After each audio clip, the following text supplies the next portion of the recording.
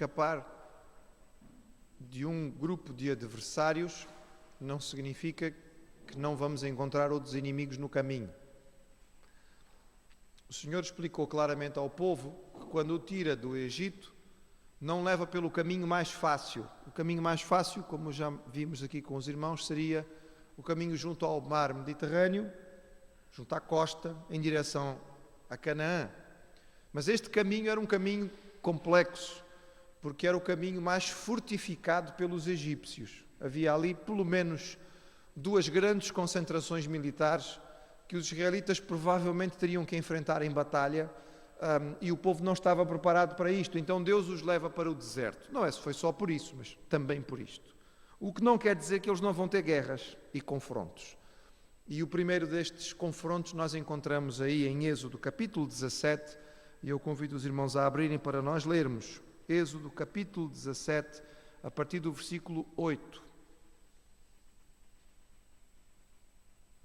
E diz assim: Então veio Amaleque e pelejou contra Israel em Refidim. Pelo que disse Moisés a Josué: Escolhe-nos homens e sai, peleja contra Amaleque. Amanhã eu estarei sobre o cume do outeiro e a vara de Deus estará na minha mão. E fez Josué como Moisés lhe dissera, pelejando contra Amaleque, mas Moisés, Arão e Ur subiram ao cume do outeiro. E acontecia que quando Moisés levantava a sua mão, Israel prevalecia, mas quando ele abaixava a sua mão, Amaleque prevalecia. Porém as mãos de Moisés eram pesadas, por isso tomaram uma pedra e puseram debaixo dele, para assentar-se sobre ela, e Arão e Ur sustentaram as suas mãos, um de uma banda e o outro da outra. Assim ficaram as suas mãos firmes até que o sol se pôs. E saiu, e assim Josué desfez a Amaleque e a seu povo ao fio da espada.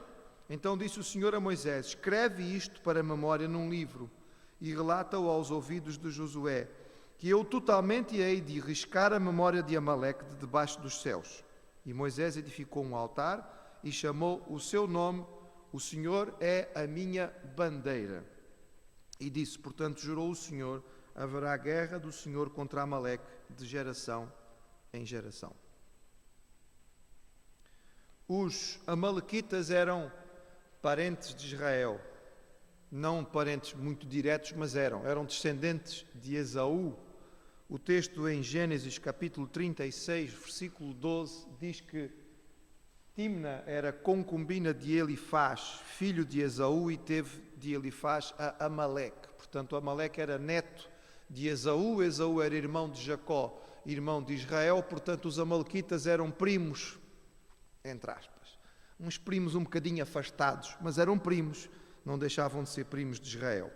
Este era um povo nómade que vivia sobretudo no deserto, na região entre o Egito e a terra de Canaã, na região do deserto do Sinai, mas também na região sul da Palestina, como os irmãos podem ver no mapa. Portanto, toda a região do deserto de Parã e da península do Sinai, bem como o outro lado, na região propriamente dos Midianitas, que é hoje onde fica a Arábia Saudita, até a parte lá de cima. Era um povo que vagueava por esta região e, ao fazê-lo, tinha uma ligação muito próxima com os Midianitas e também um pouco mais afastada, mas de vez em quando, com Moabitas e Amonitas. Era um povo que não plantava, não produzia, não tinha prática agrícola, vivia da pilhagem.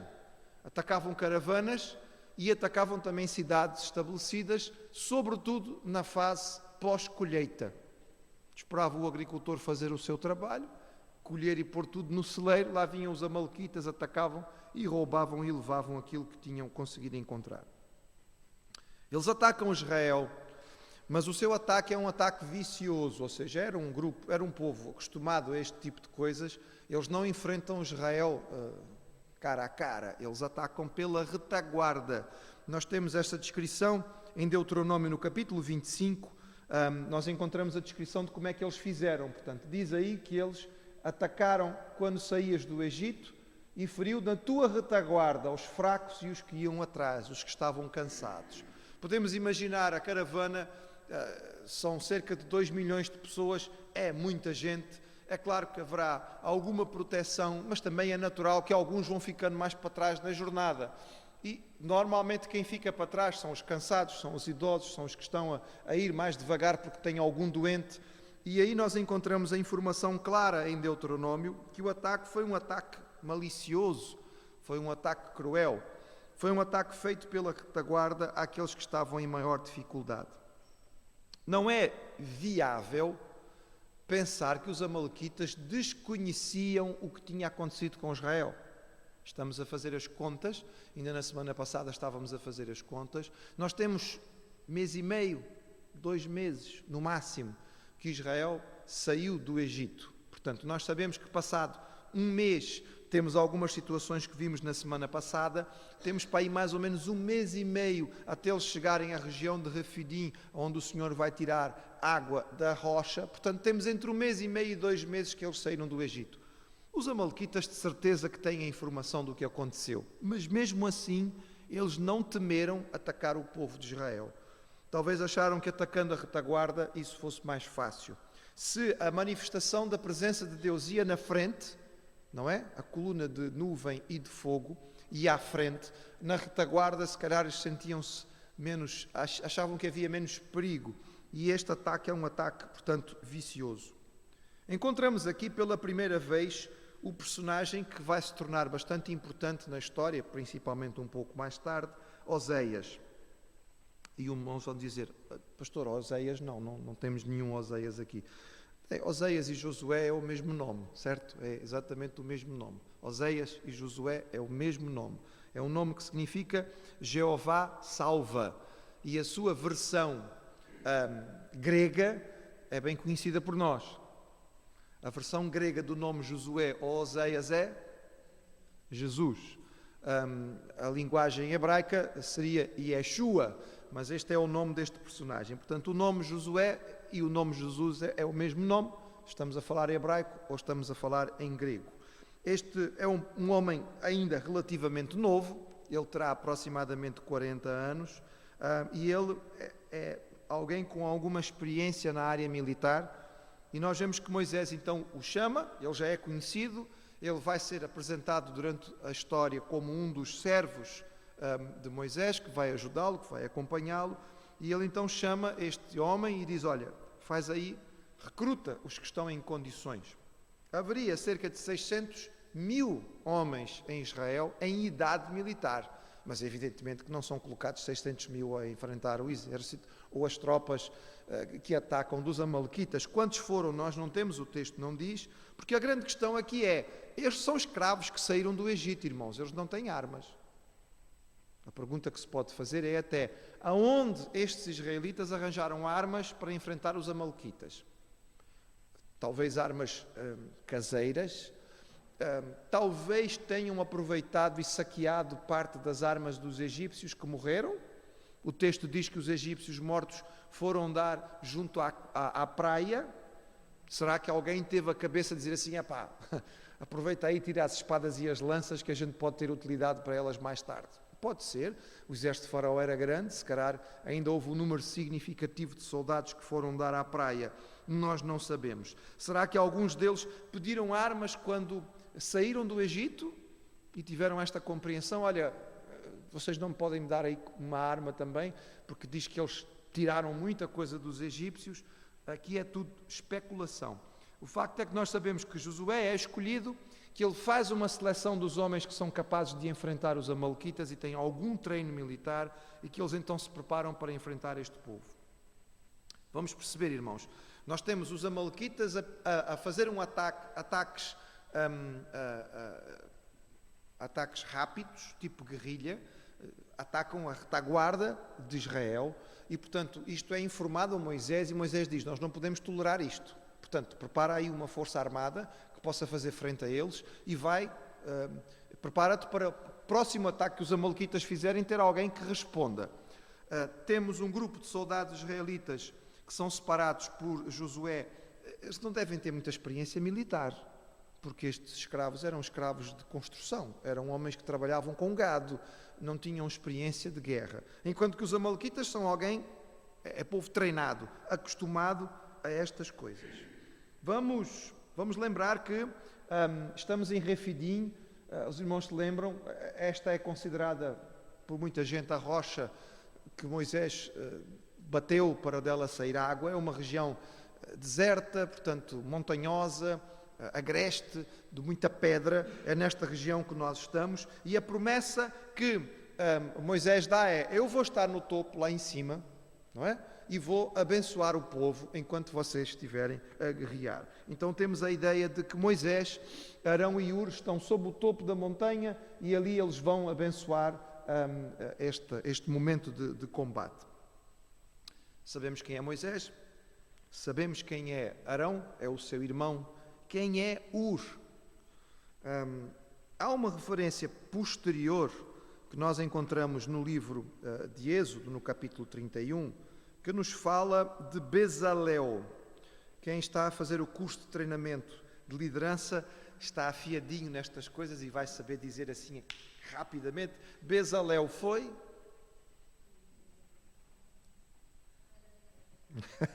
Bezalel foi o artífice que Deus chamou para compor a maior parte das peças que faziam parte do tabernáculo. Ai, Senhor, isto vai ser terrível. Vamos ter que fazer um teste escrito, porque a malta ouve e já não guarda nada, não é? O texto diz que Bezalel era filho de Uri, filho de Hur. Será que este Hur é o mesmo Hur? Se for o caso, então Hur seria avô de Bezalel, certo? Há uma tradição judaica, nós não temos base para saber se esta tradução é verdadeira ou não, de que Hur seria marido de Miriam, e o que explicaria a sua presença aqui, era cunhado de Moisés. O texto não diz isso em lugar nenhum. Aqui nós encontramos alguma base. Se ele era avô de Bezalel, que já era um homem com idade para ser o artífice do tabernáculo, temos aqui um homem já idoso, o que faz sentido, porque Moisés e Arão são ambos de 80 e pouco. Portanto, seria também um homem nesta idade e ele poderia ser perfeitamente avô de Bezalel, o artífice que fez o trabalho. Portanto, são estes os dois anciãos que sobem à montanha junto com Moisés para intercederem pelo povo, enquanto cá embaixo temos a batalha. O que é que acontece com a intercessão de Moisés? Atenção, irmãos, a vara de Moisés, a vara de Deus não é propriamente uma vara não é um condão, não é uma varinha de condão, não é uma vara mágica, não é isso que acontece aqui. Há algumas possibilidades em relação ao que representou esta vara levantada. O povo conhece o poder de Deus e sabe que o poder de Deus se manifestou através da vara. Portanto, quando eles olham lá para cima e veem a vara levantada, sentiam ânimo, porque percebiam que o poder de Deus está a atuar entre eles. É uma das possibilidades. Moisés é o líder e a sua mão erguida simboliza força e dá aos soldados ânimo, porque eles olham e veem o seu líder com a vara levantada, a mesma vara que abriu o Mar Vermelho, e sentem entusiasmo para isto. É uma possibilidade. Ou pode ser mesmo que a vara levantada literalmente infundisse uma força especial aos guerreiros de Israel. Não podemos negar esta possibilidade. Esta vara já foi usada para fazer coisas tão extraordinárias, não poderia dar ela força física e aumentar a capacidade destes soldados? Talvez possamos pensar numa coleção de todas estas coisas. A verdade é que, enquanto Moisés tem a vara levantada, o povo vence. E quando ele baixa as mãos, o povo perde. Ora, a batalha não dura minutos, dura muitas horas. E ele não consegue manter a mão levantada. Logo, Arão e Hur percebem o que está a acontecer, porque estão a ver lá de cima, quando ele baixa as mãos, os amalequitas começam a ganhar. Então, sentam Moisés e cada um de um lado segura o seu braço para que ele possa manter a vara do Senhor levantada, e desta maneira o povo tem uma vitória. Temos aqui uma ordem neste texto curiosa. É a primeira vez que temos esta informação dada de forma específica, quando Deus diz a Moisés que escreva o que aconteceu e que tome nota, tome referência escrita.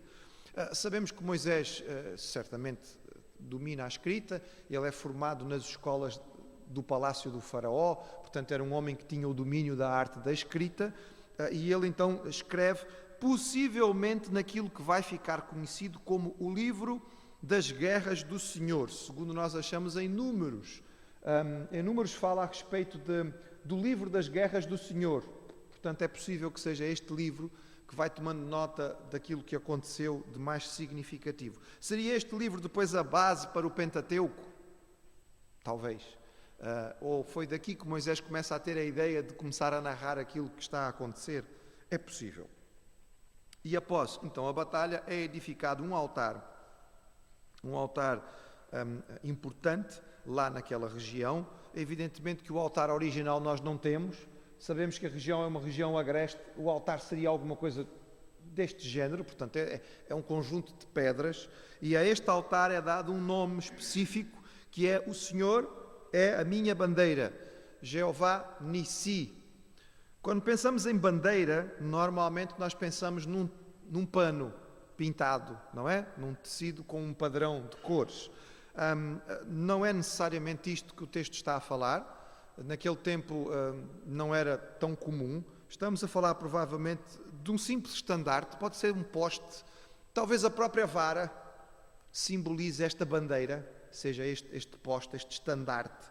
E a ideia que é dada aqui é que o Senhor é o meu estandarte, o Senhor é o símbolo da nossa vitória. Portanto, quando o estandarte de Deus está levantado, nós somos vitoriosos. E esta referência fica aí estabelecida junto com uma nota que existe no versículo 16, que não é de muito fácil tradução. A tradução literal seria: uma mão está sobre o trono do Senhor. E normalmente nas nossas Bíblias diz apenas o Senhor jurou. Mas há aqui uma fórmula de juramento, que é como quer dizer: uma mão está sobre o trono do Senhor, é uma forma de dizer eu juro, eu confirmo sobre o trono de Deus que aquilo que está sendo dito a respeito de Amaleque não vai falhar, ou seja, a promessa de Deus da destruição dos amalequitas. Os amalequitas, irmãos, vão aparecer em todo o Antigo Testamento como um paradigma daquilo que Deus abomina. Daí que a nossa leitura devocional hoje combine bem. O que é que Deus odeia?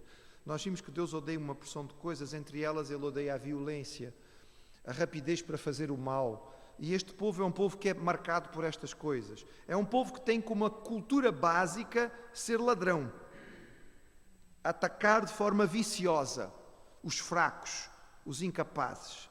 É um povo que tem como cultura aproveitar-se do trabalho do outro. Portanto, é um povo parasita, podemos dizer assim. E os amalequitas vão representar uma cultura perversa que Deus abomina. E por isso o Senhor diz que ela vai ser eliminada. O que não quer dizer que ao longo da história do Antigo Testamento isto seja linear. Os irmãos vão acompanhando aí os textos à medida que eles vão surgindo. A próxima vez que vamos encontrar os amalequitas, inclusive os amalequitas vão derrotar Israel. Vai acontecer no momento em que Israel chega à entrada da Terra Prometida, não tem coragem para entrar na Terra Prometida. Deus diz então que eles não vão entrar na Terra Prometida e eles dizem: então espera aí, mas agora então nós vamos. E eles voluntariamente, sem a bênção de Deus, tentam avançar para o combate, e em Números capítulo 14 diz que desceram os amalequitas e os cananeus e feriram os israelitas e eles foram derrotados. Portanto, os amalequitas começam a aparecer aqui, não derrotados, mas a vencerem o povo de Israel, porque está em desobediência. No período dos juízes, nós vemos que os amalequitas se juntam a outros povos para prejudicar Israel. Por exemplo, em Juízes capítulo 3, diz que os filhos de Amon e os amalequitas se reuniram para atacar o povo de Israel. Portanto, este povo é um povo vicioso e eles tornam-se inimigos viscerais do povo de Israel. É por isso, quando nós chegamos à época dos reis, o Senhor manda uma ordem específica através de Samuel para que Saul acabe com os amalequitas. Está lá em 1 Samuel, assim diz o Senhor: eu me recordei do que fez Amaleque a Israel, como se lhe opôs no caminho quando subia do Egito. Vai, pois, agora, fere Amaleque e destrói totalmente. A ordem era específica. Deus disse a Saul que não era para sobrar ninguém para contar a história. E Saul desobedeceu. Ele permite que sobre povo, que sobre gado, até o rei dos amalequitas ele poupou, e depois ainda veio com a desculpa: não, é para fazer sacrifícios ao Senhor. E o Senhor diz: melhor é obedecer do que sacrificar. Durante este período, nós vemos que os amalequitas ainda têm muita força. Eles vão trazer um momento de grande angústia na vida de Davi. Se lembram, Davi ficou responsável pela cidade de Ziclac, que era no sul, e era uma cidade filisteia. E o que é que acontece? Os amalequitas atacam toda a gente. Eles atacam Ziclac e levam inclusive as esposas de Davi e as dos outros soldados que estavam em guerra. Está lá em 1 Samuel 30, diz que, chegando Davi e seus homens ao terceiro dia a Ziclac, já os amalequitas tinham invadido o sul e Ziclac e tinham ferido a Ziclac e a tinham queimado a fogo. E todo o capítulo vai nos mostrar, então, Davi vai perseguir os amalequitas e no fim do capítulo diz que feriu-os Davi desde o crepúsculo até à tarde do dia seguinte. Nenhum deles escapou, senão 400 moços. 400 ainda é um bocadinho, não é? Diz que nenhum escapou, escaparam 400, ainda foi bastante, mas pronto. Devia ser muita gente, porque se diz que nenhum escapou, não sei 400, é porque escapou muita gente. Mais tarde ainda, no tempo do rei Ezequias, nós sabemos que houve ainda ataque contra os amalequitas. Diz lá em 1 Crônicas que dos filhos de Simeão 500 homens foram às montanhas de Seir, levantaram por cabeça a Pelatias, Neeraías, e feriram o restante dos que escaparam dos amalequitas. Portanto, mais uma vez, os irmãos veem que isto ao longo do Antigo Testamento há guerra constante contra Amaleque, mas ainda sobrou um bocadinho. E o fim vai ser só no livro de Ester, quando nós ouvimos lá em Ester que o rei Assuero engrandeceu a Amã, filho de Amedata, Agagita, e isto era filho de, ou descendente de Agag, que tinha sido rei dos amalequitas. Portanto, este amalequita, apesar de ainda estar tão poucos, serem tão poucos, ainda se levanta contra Israel e por pouco não consegue levar a sua adiante. Aqui não vamos contar a história de Ester, mas apenas para lembrar. O que quer dizer que, se contarmos este confronto que temos aqui em Êxodo e o episódio com Ester, aqui nós estamos por volta do ano 1440 e qualquer coisa antes de Cristo. E a época de Ester, quando é eliminada a tentativa de Amã, no ano 473. São 1000 anos, grosso modo, 1000 anos de confronto entre Israel e Amaleque. Osso duro de roer. Muito bem. Deixar então, para terminar com os irmãos, algumas lições que nós podemos tirar deste episódio ali em Refidim. Primeiro, mesmo quando nós nos livramos de alguns adversários no caminho, há sempre outros que vão aparecer. Sempre. Nunca vamos eliminar todos os adversários enquanto aqui estivermos. Podemos manobrar alguns, mas vão aparecer outros, faz parte da nossa vida enquanto aqui estivermos. O povo escapou dos inimigos na rota do Mediterrâneo para encontrar outros no deserto. É a vida, irmãos. Há necessidade de líderes apropriados a cada tarefa.